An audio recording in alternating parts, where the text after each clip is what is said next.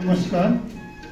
विश्व नेपाली साहित्यिक महासङ्घको मिडले शाखा अन्तर्गत आज मेरो साहित्यिक कार्यक्रममा मेरो एउटा सृजना छ। मलाई नखोज्नु भूमिगत हुन चाहन्छु। जिन्दगी सम्हालेर हिँड्दा खुट्टा तान्नेहरू धेरै छन्। मलाई पराई आफ्नो हुन सक्छ, आफन्तलाई चिन्न सकिन, विश्वास विवेक बुझ्न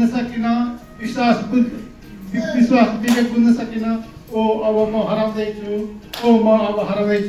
मलाई नखोज्नु, भूमिगत हुन चाहन्छु। अवशेषन स्मृतिका एर्मिल कहानी छन् विगतका, सङ्घर्ष सुरुतिका बिचबाट उभिएको थिएँ, उभिँदैछु, बाँध्ने चाहना थिए। दुश्मनी लिने दुष्टता छैन, विवेकको जग दिलमा छ, हराभरा फुलबारी झै मौरी आइहेर्छन्। समयको घोडाले परिकल्पना गर्छन्, समाजको नजरले के भन्छ।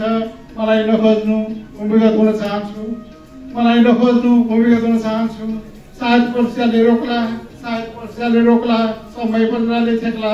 सृजनाको गहिराइमा छु म, हृदय मन बोकेर बाँध्दा,